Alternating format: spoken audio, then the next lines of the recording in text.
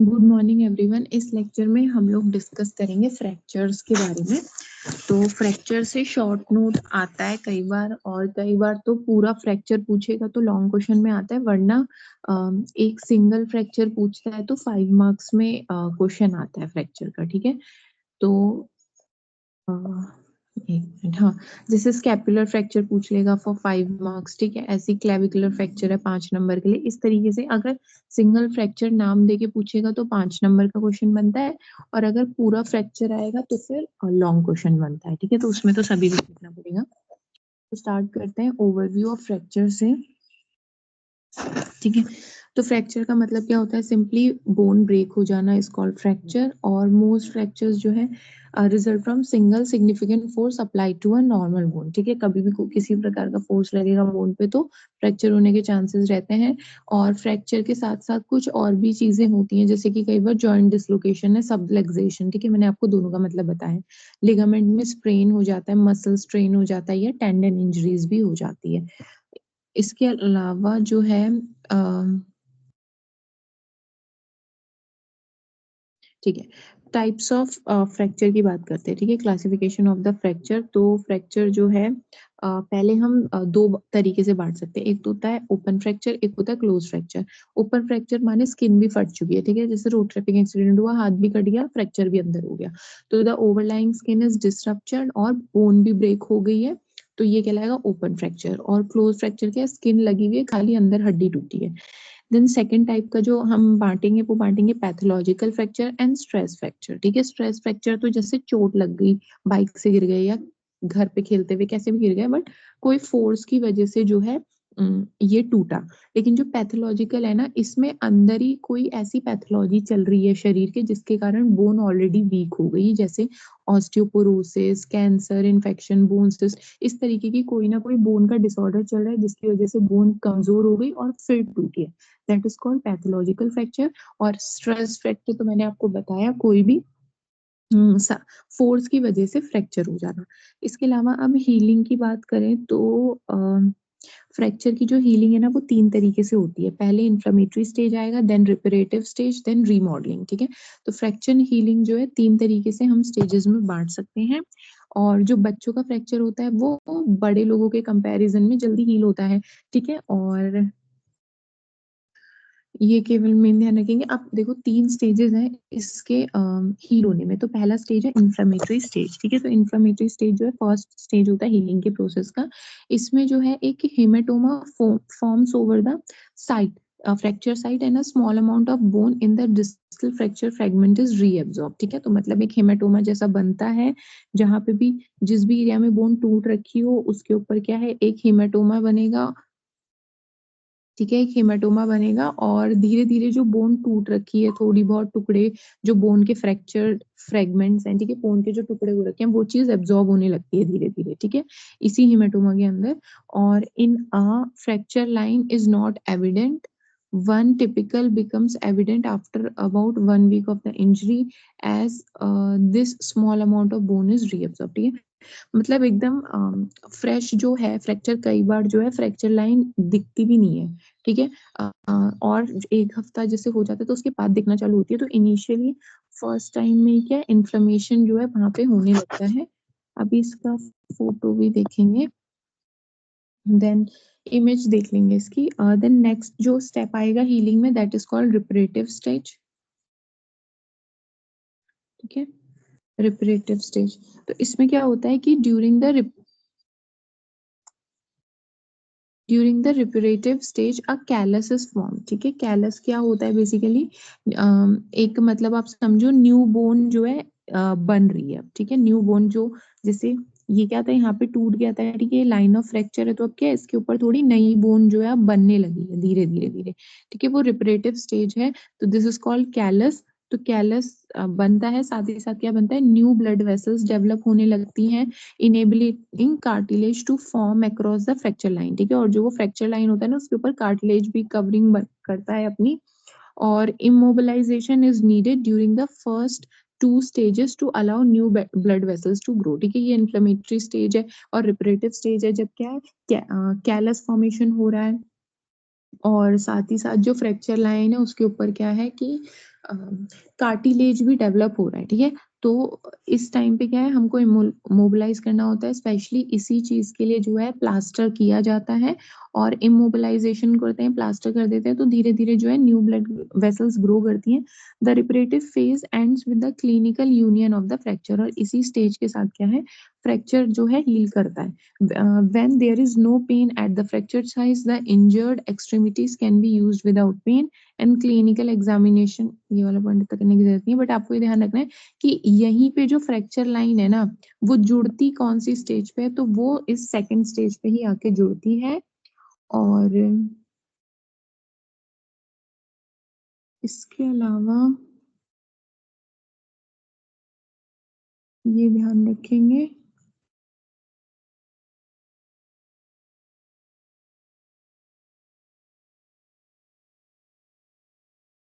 ठीक है। Then remodelling की बात करते हैं, तो रीमॉडलिंग में क्या होता है, in remodelling stages the callus which was originally cartilaginous become ossified, ठीक है। तो जो फ्रैक्चर लाइन है उसके ऊपर कैलस बनता है। कैलस किससे बनता है मेनली?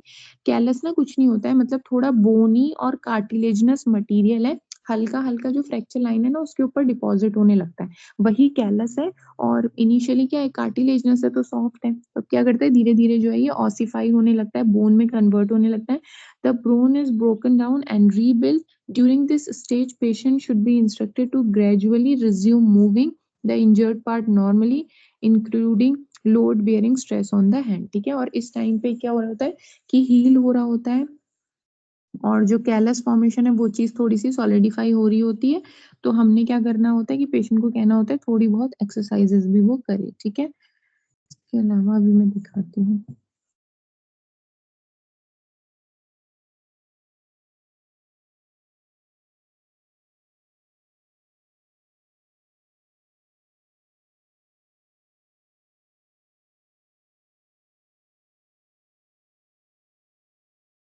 देखो, इनिशियली ये ना 3 में दिखा रखा है, इम्प्लांट, सेनाइल, ये सब आपको देखने की ज़रूरत नहीं है।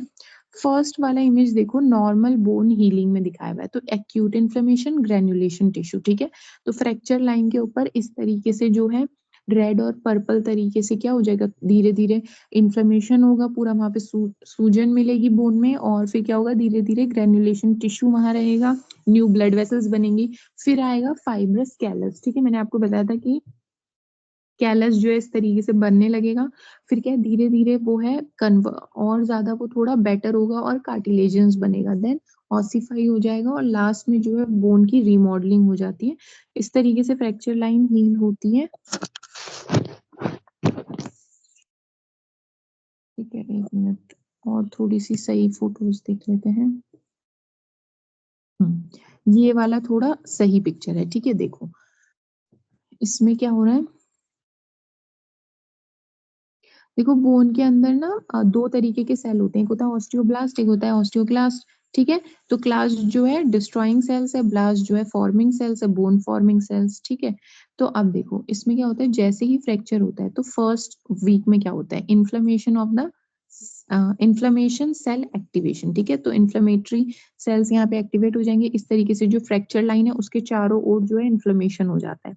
देन सेकंड स्टेज में क्या होता है, कैलस का फॉर्मेशन होता है, वेस्कुलराइजेशन होने लगता है, ठीक है। ये देख रहे हैं आप जो फ्रैक्चर लाइन है, वहां पे क्या है, अब धीरे धीरे ये ना फ्रैक्चर लाइन ऐसी है कि ये बोन ना टूट के अलग हो रखी है, ऊपर वाला हिस्सा अलग है।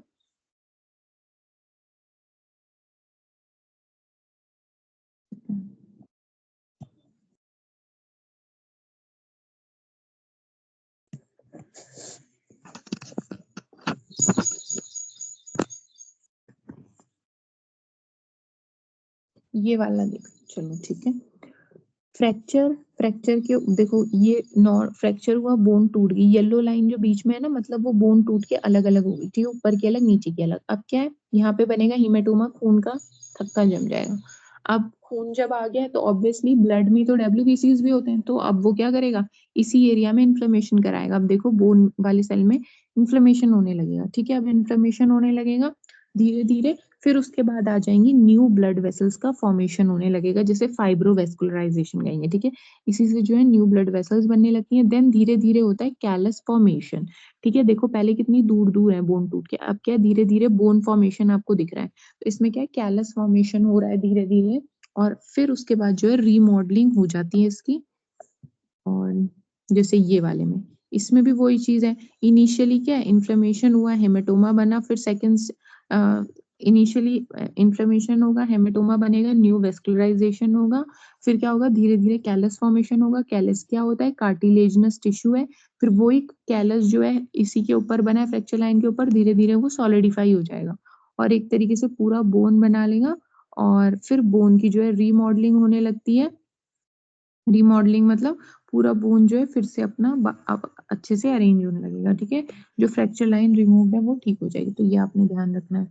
दिस इज कि मतलब 3 स्टेप्स में फ्रैक्चर की हीलिंग होती है। कॉम्प्लिकेशंस की बात करें तो कॉम्प्लिकेशंस क्या होते हैं, 2 तरीके के कॉम्प्लिकेशंस हो सकते हैं, acute complication and long term complication या क्रोनिक जो बाद में आए। एक्यूट तो उसी वक्त क्या हो सकता है, फ्रैक्चर होने की वजह से जो है सीवियर ब्लीडिंग हो सकती है, हेमरेजिक शॉक में चला जाएगा व्यक्ति। वेस्कुलर इंजरीज हो सकती हैं, ठीक है, ब्लड वेसल्स इंजर्ड हो जाएंगी, नर्व्स इंजर्ड हो जाएंगी, पल्मोनरी एम्बोलिज्म, कोई खून का थक्का जैसे ब्लड क्लॉट जो है पल्मोनरी एरिया में चला जाएगा, ठीक है, लंग्स में जा सकता है। इसके अलावा फैट एम्बोलिज्म हो सकता है, ऐसी जो है फैट का कोई थक्का है वो जा सकता है। कंपार्टमेंट सिंड्रोम है, ठीक है, इन्फेक्शन हो जाएगा जैसे ऑस्टियोमाइलाइटिस का केस क्या है ओपन फ्रैक्चर में बहुत देखने के लिए मिलता है, ठीक है। और तो ये सब हो गए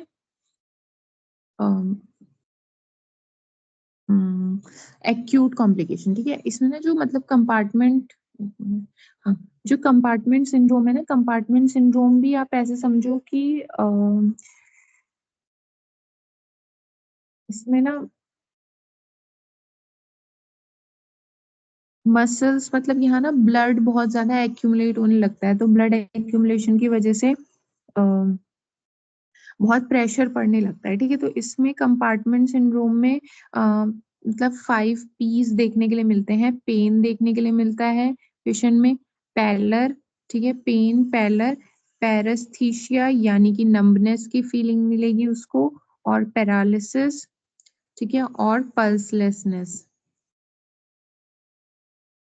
पल्सलेसनेस, पल्स नहीं फील होगी। तो ये सारी चीजें, these 5 points together are called compartment syndrome. ये पांचों चीजें वहां पे देखने के लिए मिलती हैं, पेन मिलेगा, पैलर मिलेगा, पैरेस्थीसिया, ठीक है, और पैरालिसिस है। ये पांचों पॉइंट जो है वहां हमें देखने के लिए मिले, this is called compartment syndrome. और लॉन्ग टर्म कॉम्प्लिकेशन में क्या मिल जाएगा, जॉइंट इंस्टेबिलिटी मिल सकती है, स्टिफनेस मिल सकता है, इम्पेयर्ड रेंज ऑफ मूवमेंट है, माल यूनियन हो गया, ठीक है, प्रॉपरली जुड़े नहीं, वो टेढ़े मेढ़े जुड़ गए, ऑस्टियोनेक्रोसिस हो सकता है, ऑस्टियोआर्थराइटिस है, लिम्ब लेंथ डिस्पेरेंसी यानी कि लिम्ब छोटी बड़ी हो सकती है। इन्वेस्टिगेशन कैसे कराते हैं फ्रैक्चर की, तो इन्वेस्टिगेशन में एक तो हिस्ट्री लेके पता चलेगा, फिजिकल एग्जामिनेशन में पेशेंट जो है मूव नहीं कर पाता उतना इजीली, उसे पेन होता है। बाकी एक्सरे तो है ही सबसे कॉमन, एक्सरे कई बार जो है एमआरआई एंड सीटी भी हम करवा सकते हैं, ठीक है। फिर हिस्ट्री वगैरह के बारे में तो कुछ नहीं ध्यान रखना है। देन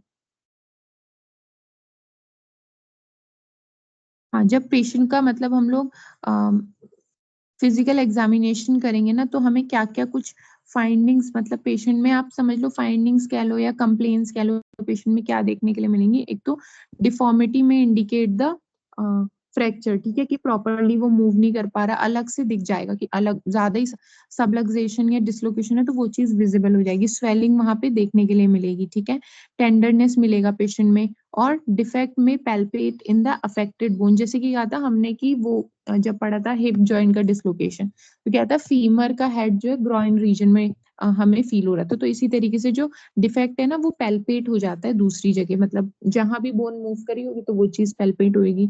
इसके अलावा क्रैपिटस हमको जो है साइन सुनने के लिए मिलता है, ठीक है, क्रैपिटस जो एक तरीके क्रैकिंग साउंड टाइप ऑफ होता है, वो चीज भी देखने के लिए मिलेगी।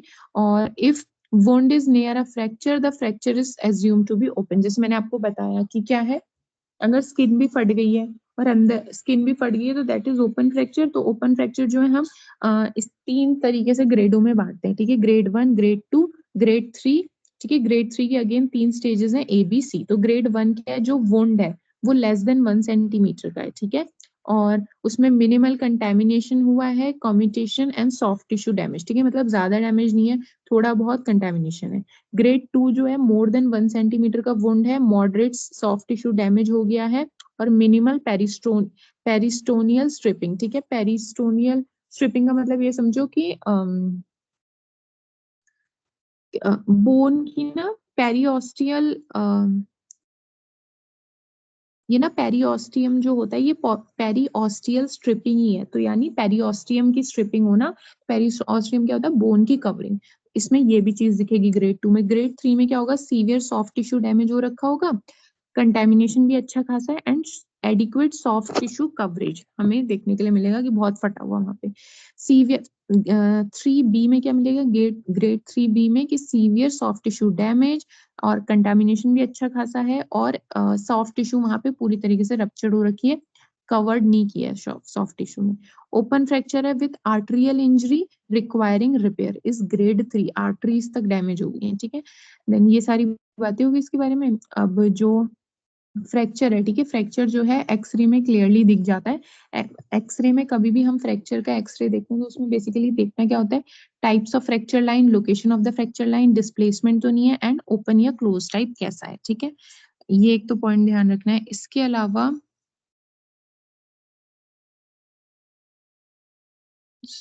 Then common types of fracture line की बात करते हैं, ठीक है, किस किस तरीके की फ्रैक्चर्स होते हैं, मतलब जो फ्रैक्चर लाइन हुई है वो कैसे कैसे हो सकती है। ये हो गया नॉर्मल, ठीक है, तो नॉर्मल बोन है, हेल्दी बोन है, कैसा दिखता है नॉर्मल बोन।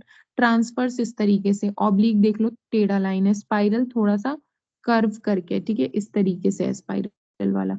कम्यूटेड देख लो पूरा अलग नहीं हुआ है लेकिन टुकड़ों में चकनाचूर टाइप हो गया है। एंड सेगमेंटल देख लो, ये तो पूरा ही एक सेगमेंट उठ के अलग हो गया। एवल्जन, कोना टूट गया। इम्पैक्टेड, कोने में बिल्कुल बहुत गहरा चीरा पड़ गया है। और ग्रीन स्टिक में हल्का सा फ्रैक्चर है, ठीक है, हल्की सी लाइन टाइप बनी है। एंड यही सब है। देखो ट्रांसफर्स में क्या है, ये बताया हुआ है कि ट्रांसफर्स में जो है perpendicular to long axis of bone कटेगा, ऑब्लिक में एट एंगल कटता है। स्पाइरल फ्रैक्चर में, स्पाइरल फ्रैक्चर में क्या होता है, rotatory mechanism results from rotatory mechanism on x-ray, they are differential, ठीक है। एंड स्पाइरल जो है थोड़ा सा रोटेटरी मैकेनिज्म से कटेगा, तो जो है इसके जैसा ओब्लिक के जैसा वो दिखता नहीं है, ओब्लिक सीधे कटेगा, स्पाइरल वाला थोड़ा इस तरीके से कटता है, ठीक है, ऐसे एस एस शेप में, ठीक है।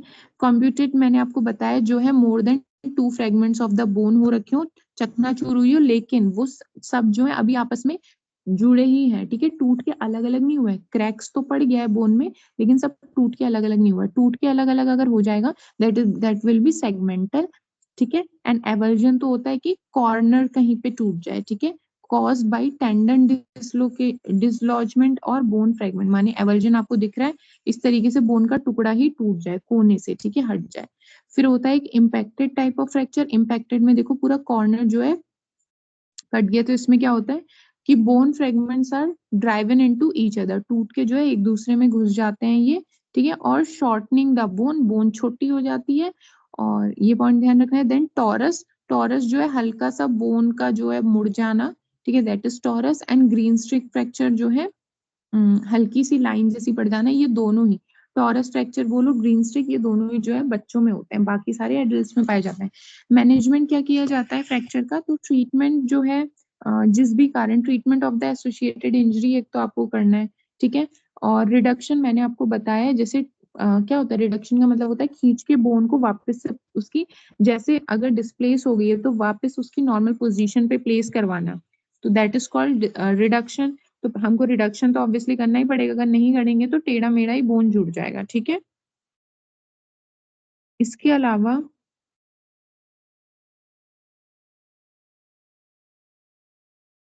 एक मिनट,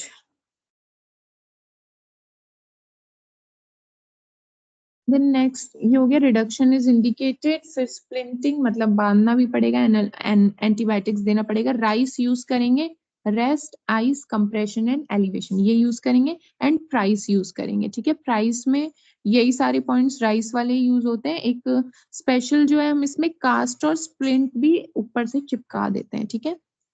ये ध्यान रखना है। एंड इमोबिलाइज तो करना ही पड़ेगा, कई बार जो है सर्जरी की भी जरूरत पड़ जाती है।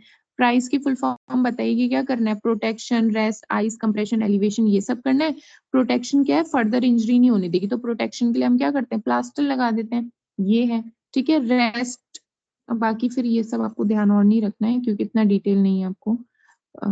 इमोबिलाइजेशन हम पता ही है कि मूव नहीं करने देना है उसको, ठीक है, कास्ट ऊपर से चिपका देंगे। ये सारे पॉइंट्स हो गए। ये देखिए इस तरीके से होता है, दिस इज कॉल्ड स्लिंग। ठीक है, स्लिंग एंड स्वाट इस तरीके से बिल्कुल फिक्स करना है। ये फिंगर स्प्लिंट है, ठीक है, ये डायनेमिक फिंगर स्प्लिंट कहलाता है। ये पोस्टीरियर एंकल स्प्लिंट है। अल्नार ग्लटर स्प्लिंट है, ठीक है, पीछे दो फिंगर्स में लगा हुआ है। ये रेडियल अर्नर, ये रेडियस का हुआ है, ठीक है, ये अल्नार का फ्रैक्चर है, ये रेडियल का फ्रैक्चर है। और ये थंब स्पाइरल स्प्रिंट। तो इस तरीके की जो है मल्टीपल टाइप्स की बैंडेजिंग होती है। और कुछ अदर प्रोसीजर्स भी हैं अगर हमें जरूरत पड़े कि जैसे हमें क्या है ज्यादा ही परेशानी है तो जॉइंट रिप्लेसमेंट भी करना पड़ सकता है जब सीवियरली फ्रैक्चर हो रखा है। ठीक है, severe fracture damage to the upper end of the femur और द ह्यूमरस। ठीक है, तो क्या जॉइंट अफेक्टेड हो जाएगा।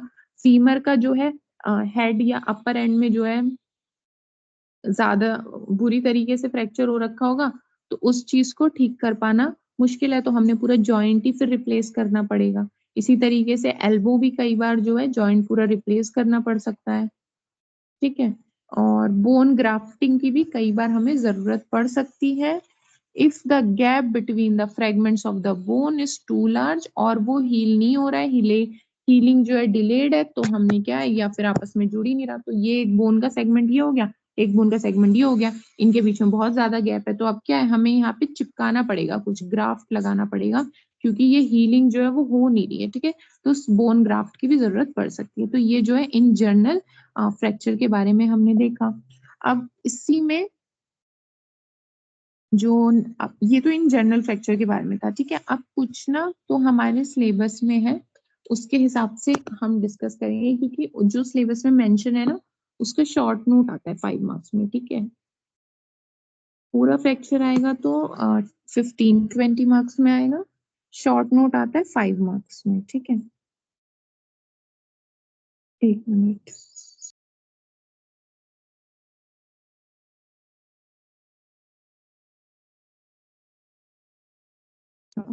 तो हमें एक तो स्कैपुला का, clavicle, humerus, radius ulna, femur, patella, tibia and pelvic bone. ठीक है, तो इस तरीके से हमें 9 टाइप्स ऑफ फ्रैक्चर्स जो हैं वो ध्यान रखने हैं। सबसे पहले स्कैपुलर फ्रैक्चर की बात करते हैं। तो these are quite uncommon injuries. ठीक है, और करीबन जितने भी ओवरऑल फ्रैक्चर्स होते हैं तो उसमें से 3 to 5% of all the shoulder fractures में से ही ये देखने के लिए मिलता है, उतना कॉमन स्कैपुलर फ्रैक्चर नहीं मिलता है। और जब बहुत ज्यादा सीवियर लेवल का ट्रॉमा हो तभी इस तरीके का हमको फ्रैक्चर दिखेगा। Scapular fracture are often associated with other injuries. ठीक है, दूसरी इंजरीज भी इसके साथ मिलती ही हैं। ठीक है, क्योंकि जो ट्रॉमा है वो बहुत खतरनाक है, तो इसके साथ और क्या क्या मिलता है? क्लेविकल का fracture, rib fracture, sternum fracture, spinal fracture, नीमोथोरेक्स। ठीक है, लंग्स में हवा भर जाना। ठीक है, लंग्स में कहा, प्लूरल कैविटी में एयर भर जाना।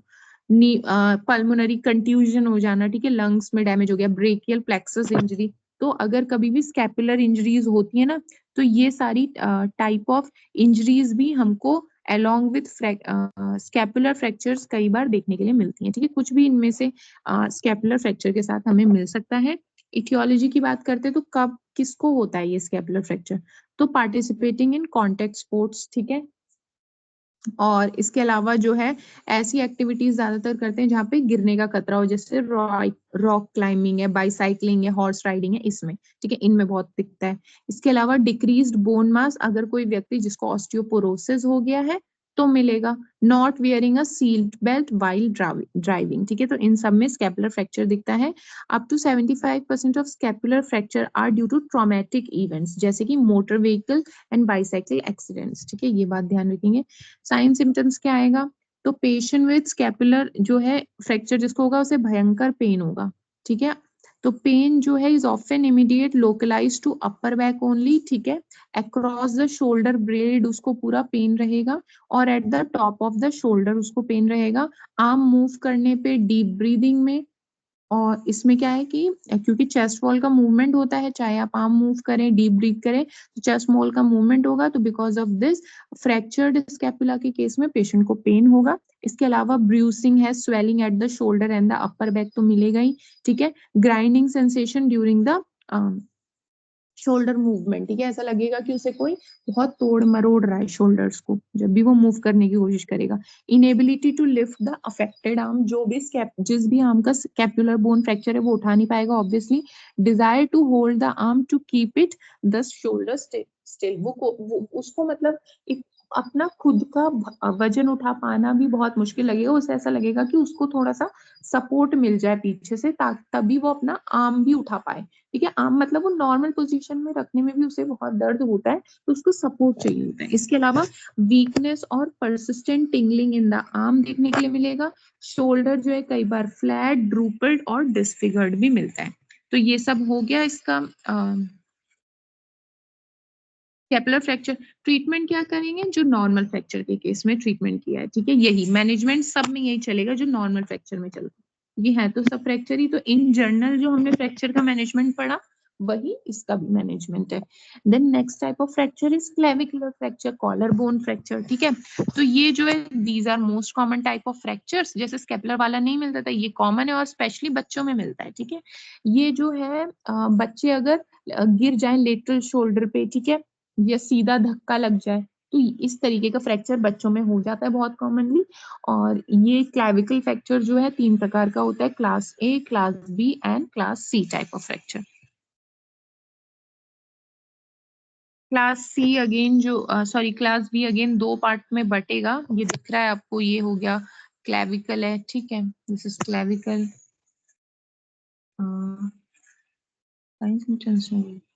ठीक है। तो इसमें देखो जो क्लास 1 टाइप ऑफ फ्रैक्चर है ना, इसमें क्या होता है कि class A fracture involves middle third of the bone and account for about 80% of the clavicular fracture. Class ए,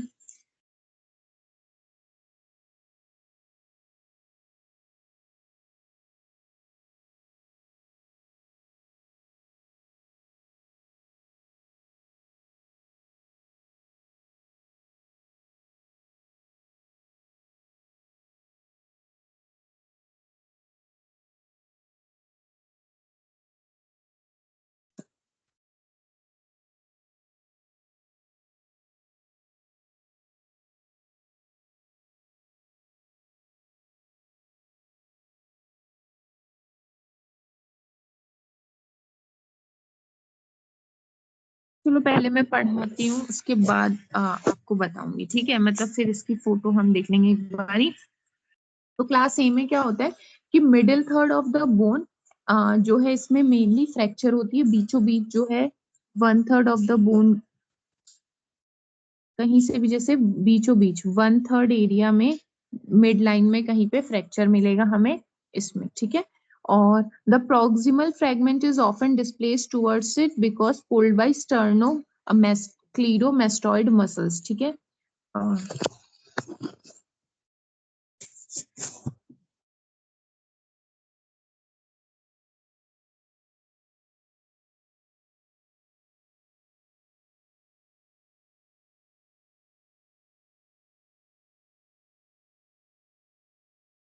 ये होती है स्टर्नोक्लीडोमेस्टॉइड मसल, ठीक है। तो ये क्या है, ये इससे क्लेविकल से जुड़ी हुई है ना, देखिए क्लेविकल से जुड़ी हुई है ये स्टर्नोक्लीडोमेस्टॉइड मसल। तो ऑब्वियसली अगर क्लेविकल टूटा तो क्या है, ये मसल थोड़ी टूटी है, टूटा तो क्लेविकल है, तो इस मसल के साथ जुड़े हुए होने के कारण जो है खिंचाव पड़ता है उस पे कई बार, तो वो आगे पीछे थोड़ा सा डिस्प्लेस हो जाता है क्योंकि इससे जुड़ा हुआ है, फ्रैक्चर बोन का हुआ है, तो जब टूट जाएगा ना तो वो फ्री एंड हो गया, तो फ्री एंड हो गया, तो इसकी वजह से जो है थोड़ा सा इस जुड़ा रहता है क्लीडोमेस्टॉइड से, तो इसकी वजह से उसमें क्या हमको देखने के लिए मिलता है कि थोड़ा सा ना डिस्प्लेस हो जाता है क्लेविकल, ठीक है, ये बताया हुआ है। तो वही बोला है द प्रॉक्सिमल फ्रेगमेंट जो है is often displace upward because it is pulled by the sternocleidomastoid muscles. ठीक है, इसके अलावा जो सब क्लेवियन वेसल्स हैं वो भी कई बार डैमेज मिलती हैं।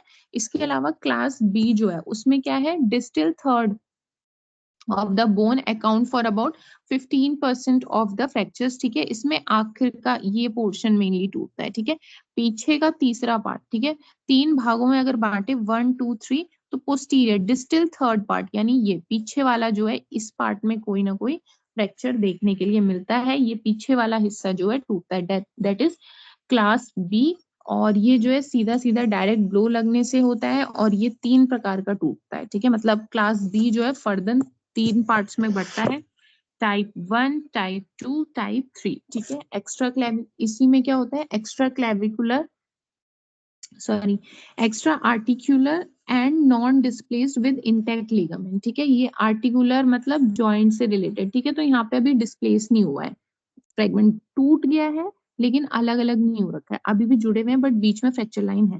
टाइप 2 में क्या होगा, टूटा ये भी पीछे डिस्टल थर्ड पार्ट में टूटा है, लेकिन अब यहाँ पे क्या है कि जो हमको डिस्प्लेसमेंट देखने के लिए मिलेगा। आप देखोगे थोड़ा सा ये बोन जो है पूरी अब जुड़ी नहीं भी नहीं रही, डिस्प्लेस्ड हो गई along with rupture of the ligament. यहाँ पे देखो, इधर देखो, रप्चर ऑफ द लिगामेंट भी है, इधर कोई लिगामेंट रप्चर नहीं हुआ, ना ही वो डिस्प्लेस हुई। यहाँ पे डिस्प्लेस भी हो गई टाइप 2 में, लिगामेंट भी रप्चर हो गया। एंड टाइप 3 में क्या होता है, टाइप 3 में इंटर आर्टिकुलर हमको यहाँ चीजें involving the acromion clavicular joint surface. ठीक है, इसमें जो है ये टूट के ना मतलब अंदर की ओर धस जाता है। ये जैसे ये एक बोन थी और ये एक बोन थी। ठीक है, बीच में जैसे ही टूटा ना तो ये वाला बोन जो है इसके अंदर की ओर इम्पैक्ट हो जाता है। ठीक है, that is type 3 of class B. तो ये 3 तरीके का हो गया, ये ध्यान रखना है। टाइप 1 जो है मिडिल थर्ड वाले में होगा, अगर पूरा क्लेविकल बोन को 3 भागों में बांट दो, 1 2 3, तो जो यहाँ पे हो दैट इज क्लास ए, जो इधर हो वो है class B, class A class B.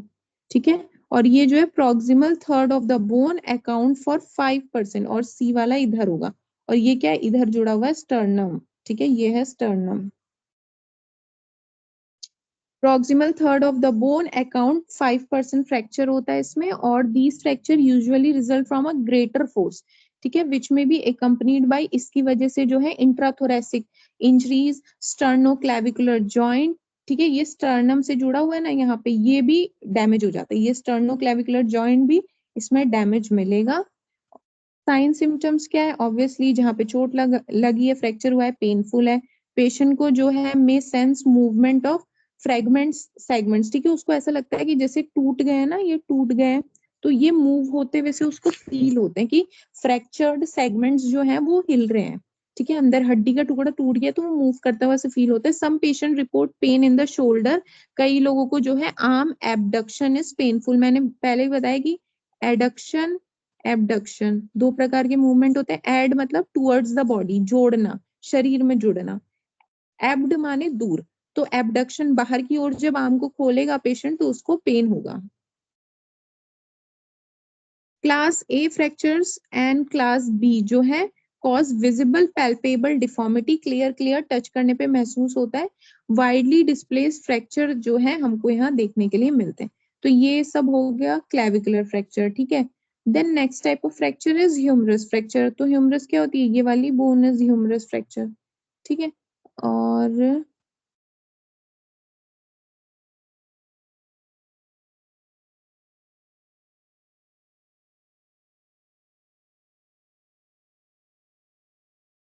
एक मिनट, तो ह्यूमरस फ्रैक्चर में 2 तरीके का ह्यूमरस फ्रैक्चर होता है।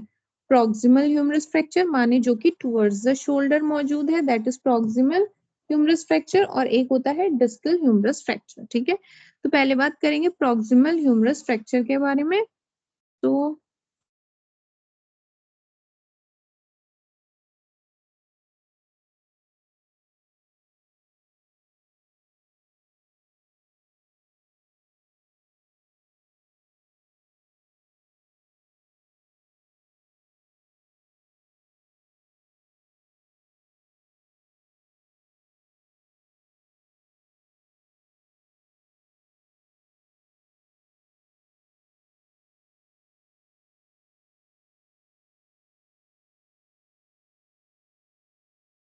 देखो ये ह्यूमरस है, ह्यूमरस का डिस्टल पार्ट दिखा हुआ है और ऊपर जो है ना शोल्डर के पास, that is called proximal part of the humerus.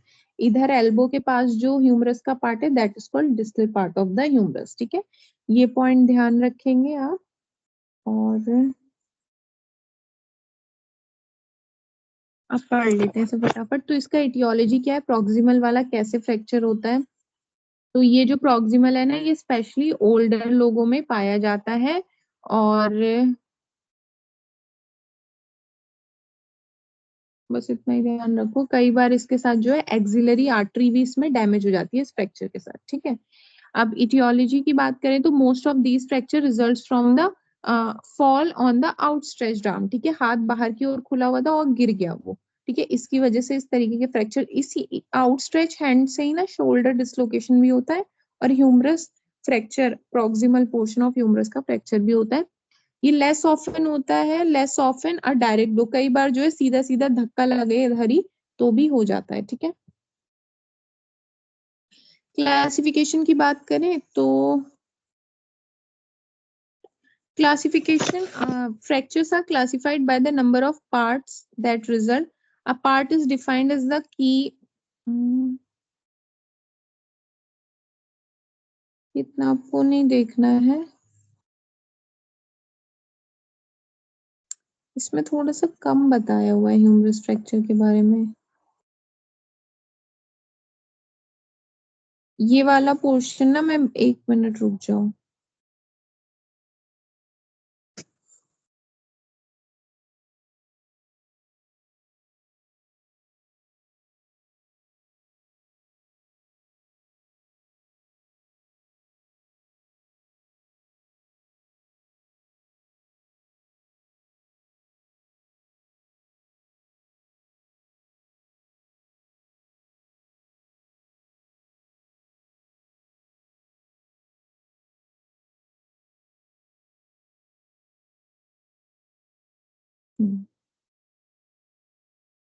Fracture, हाँ ये देख लो कि फ्रैक्चर के लिए ना ऐसे हैश साइन यूज होता है। ठीक है, जैसे हम लोग सर्जरी को ऐसे लिख देते हैं, ठीक है, ट्रीटमेंट को ऐसे लिख देते हैं, इसी तरीके से फ्रैक्चर का शॉर्ट फॉर्म है ये।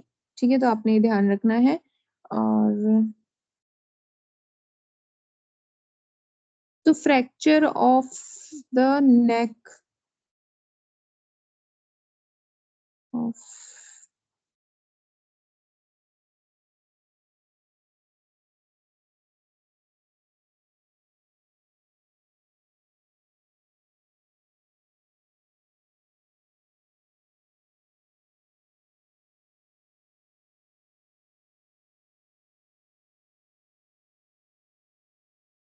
ये ह्यूमरस वाला अभी पॉइंट हम स्किप करते हैं।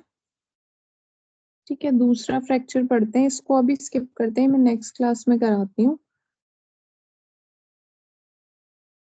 रेडियल फ्रैक्चर डिस्कस करते हैं। ठीक है, रेडियस में भी हमने क्या, रेडियल फ्रैक्चर में भी डिस्टल पढ़ना है। और पोलीस फ्रैक्चर, एक मिनट देखती हूँ।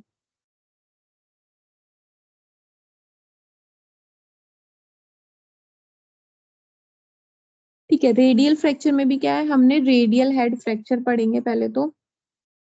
रेडियल बोन होती कहाँ है,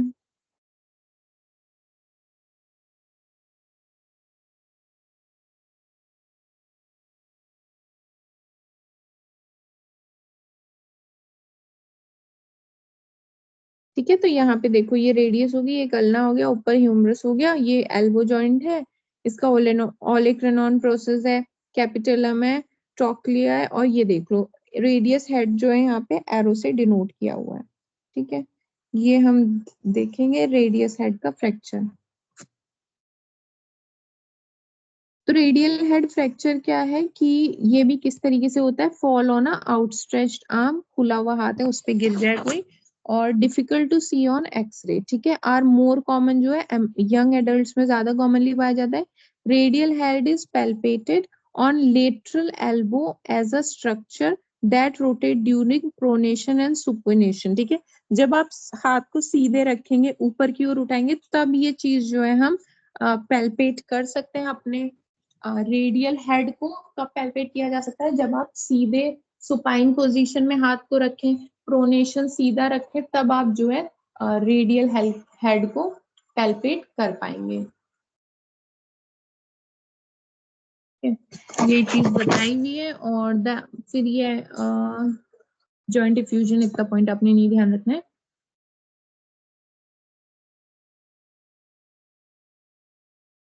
इसमें इतना ही ध्यान रखना है, ठीक है। आउटस्ट्रेच्ड हैंड पे इंजरी हो तो ये इसका कॉज है, and it is difficult to see on X ray और more common in young adults, ठीक है। एंड साइन सिम्टम्स क्या होगा कि the radial head fractured, pain at the radial head is worse during supination, the radial head is tender, ठीक है। जब आप हाथ सीधा रखेंगे सुपाइन पोजीशन में ऊपर की ओर तो पेशेंट को जो है ज्यादा तेज दर्द होगा, रेडियल हेड में टेंडरनेस रहेगी, टच करने पे पेन होगा।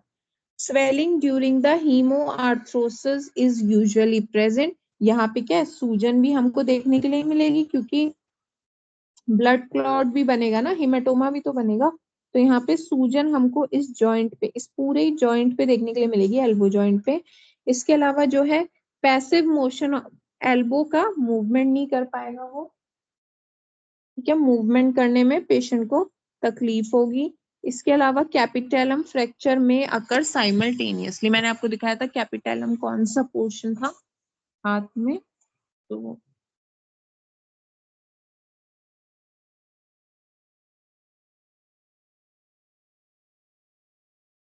ये होता है कैपिटेलम। तो कैपिटेलम का भी fracture along with radial head fracture हमको देखने के लिए मिलता है।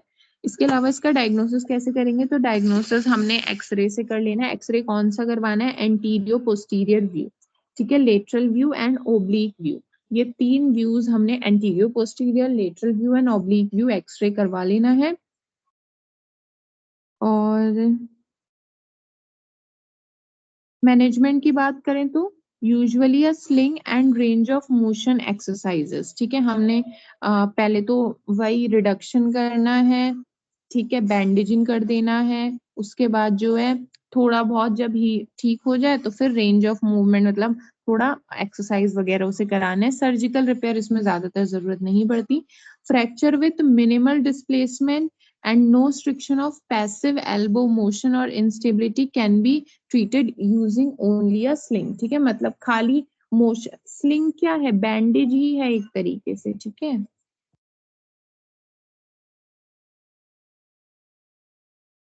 ये ये सब स्लिंग्स ही हैं, ठीक है। स्लिंग दिख रहा है आपको, तो अगर ज्यादा डिस्प्लेसमेंट नहीं है, ठीक है, ज्यादा पेशेंट को ऐसा भी नहीं है कि एल्बो मूव करने में ज्यादा कोई दिक्कत नहीं है, एल्बो भी मूव कर पा रहा है और इसमें डिस्प्लेसमेंट नहीं हुआ है किसी भी बोन का, तो we can use sling in this, ठीक है। स्लिंग से भी ये चीज ठीक हो जाती है,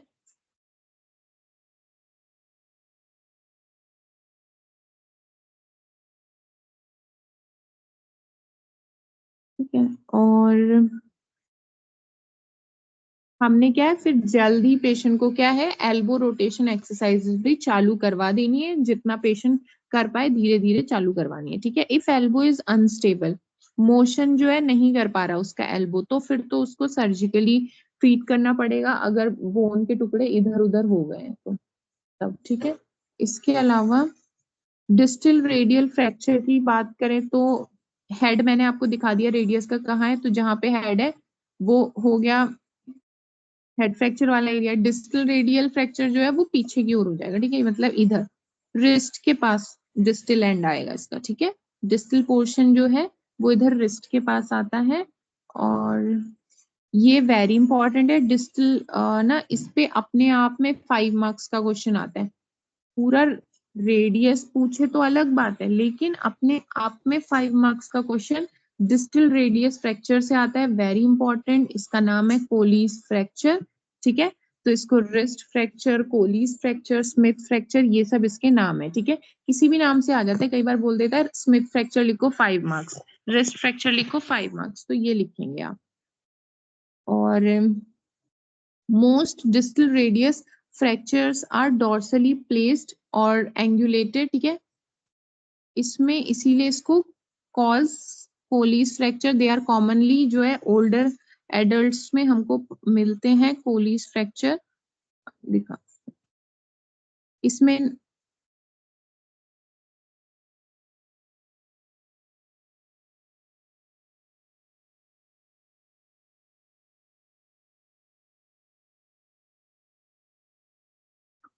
दिस इज कोलीज फ्रैक्चर, ठीक है, wrist fracture, Colles fracture older people में देखने के लिए मिलता है। एंड ठीक है, ये देखिए इस तरीके से इसमें क्या होता है कि dinner fork deformity and the wrist जो है डॉर्सली डिस्प्लेस्ड हो जाता है, ठीक है। आउटस्ट्रेच्ड हैंड पे अगर कभी कोई गिरे एक्सटेंडेड रिस्ट के साथ गिरे तो इस तरीके की इंजरी हो जाती है और इसका जो ऐसा शेप बन जाता है, ठीक है, इसके हिसाब से ही कोलीज फ्रैक्चर कहते हैं, ठीक है। इतना और नहीं आपको ध्यान रखना, बस कोलीज फ्रैक्चर के पॉइंट व्यू से ध्यान रखिए, ठीक है। This is dinner fork deformity, ये भी ध्यान रखेंगे, डिनर फोक डिफॉर्मिटी हो जाती है, कोलीज फ्रैक्चर है। इस टूट के क्या हिस्सा थोड़ा सा ऊपर की ओर आ जाता है, दिस इज कॉल्ड कोलीज फ्रैक्चर, ठीक है। इसमें क्या है, ulnar styloid process is also fractured, ulnar styloid process.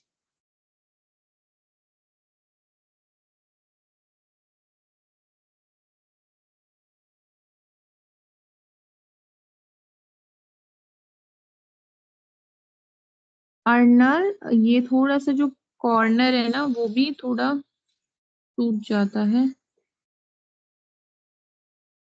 ये देखिए अल्नार बोन है, ये इसका स्टाइलॉइड प्रोसेस है, ऊपर ये ना जुड़ा हुआ रहता है उसके साथ रेडियस के साथ ही, तो ये भी थोड़ा सा टूट जाता है। तो स्टाइलॉइड प्रोसेस भी ना अल्नार बोन का ये भी टूट जाता है अलोंग विद कोलीज फ्रैक्चर, ये दोनों चीजें इकट्ठी टूट जाती हैं कोलीज फ्रैक्चर में कई बार। और नहीं भी होगा तो जो ये है रेडियस वो चीज तो टूट जाएगी, ठीक है, उसमें फ्रैक्चर हो जाता है उसमें।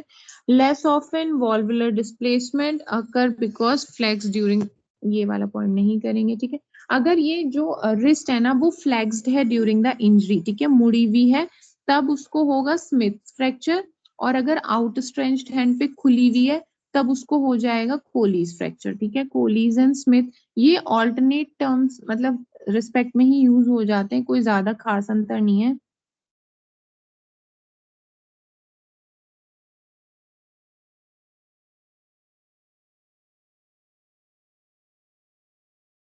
देखो कोलीज आउटस्ट्रेच्ड हैंड पे रेडियस का ही फ्रैक्चर होगा, डिस्टल हेड ऑफ रेडियस, ठीक है, आउटस्ट्रेच हैंड।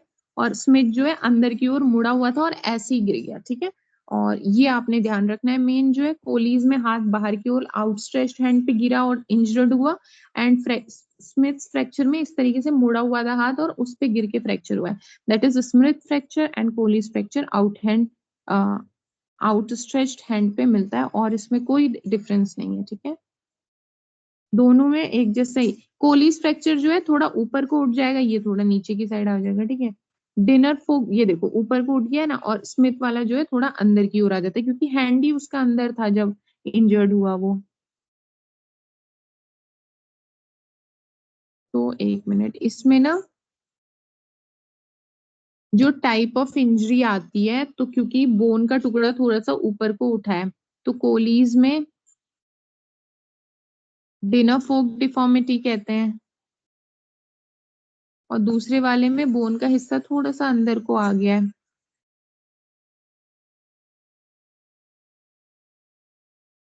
ये खुल नहीं रहा है, एक मिनट जरा वेट करें आप।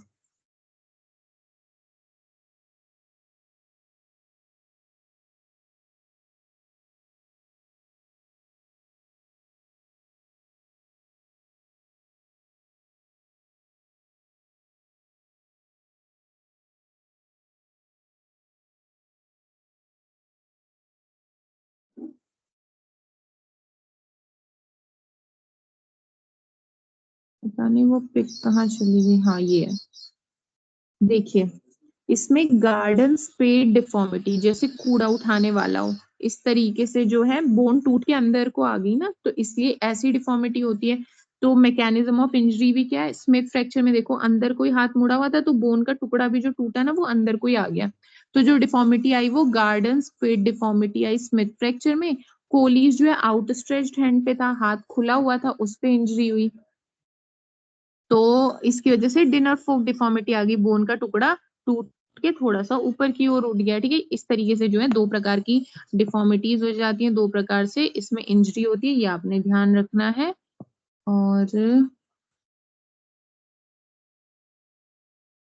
बस इतना ही ध्यान रखेंगे। साइन सिम्टम्स की बात करें तो कोलीज फ्रैक्चर जो है डिफॉर्मिटी और स्वेलिंग हो जाती है, जैसे मैंने बताया एक गार्डन इफेक्ट स्वेलिंग है इसमें, ठीक है। इसका ना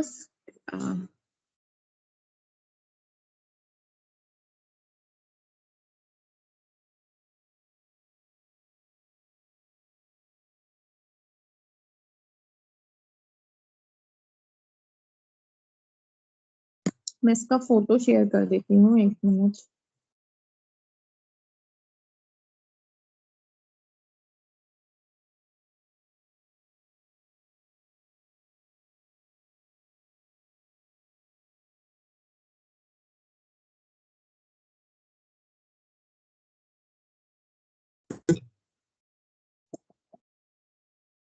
तो गार्डन्स पे डिफॉर्मिटी हो गया, तो इसमें क्या है, रिस्ट में डिफॉर्मिटीज आ जाएगी। कोलीज वाले में आप लिख दीजिए, कोलीज फ्रैक्चर में जो है डिनोफोक डिफॉर्मिटी, एंड इसमें स्मिथ फ्रैक्चर में गार्डन स्पेड डिफॉर्मिटी देखने के लिए मिलेगी। और कई बार जो है मीडियन नर्व भी डैमेज हो जाती है। When median nerve is injured, the tip of the finger जो है नंब हो जाएंगी, and pinch of the thumb to the little finger is weak, ठीक है। थंब से लिटिल फिंगर टच भी नहीं कर पाएगा, एंड नंबनेस भी हमको यहाँ पे देखने के लिए मिलती है फिंगर टिप्स पे। साथ ही साथ if the force impact is greater, the radius में भी इम्पैक्टेड शॉर्टनिंग द बोन, ठीक है। कई बार जो बहुत तेजी से फ्रैक्चर लगता है तो क्या होता है, एक बोन दूसरी बोन में जो है इम्पैक्ट हो जाती है, घुस जाती है, जिसकी वजह से shortening of the overall bone हमें देखने के लिए मिलेगी।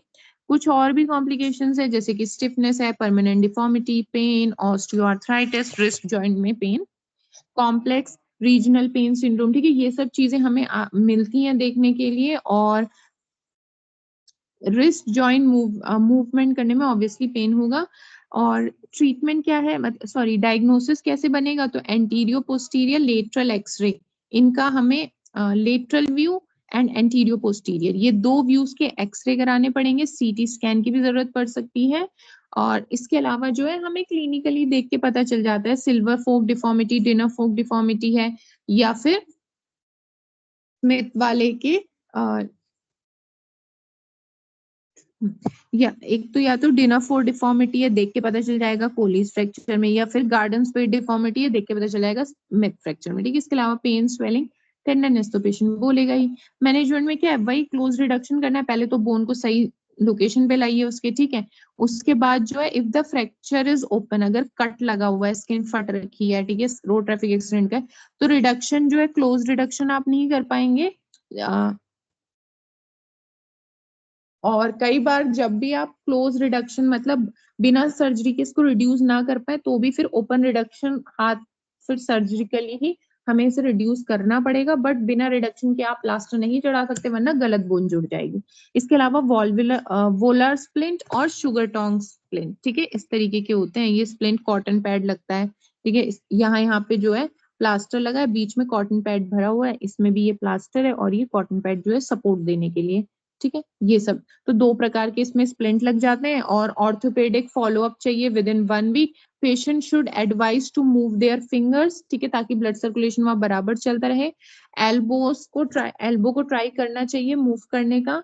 And shoulder should and shoulder every day to prevent the stiffness, to elevate the hand to help the swelling, ठीक है। उसको अपनी फिंगर्स, एल्बो और शोल्डर को डेली जो है मूव करने की कोशिश करते रहना चाहिए, मूव करते रहना चाहिए, अदरवाइज जो है स्टिफनेस आ जाएगी।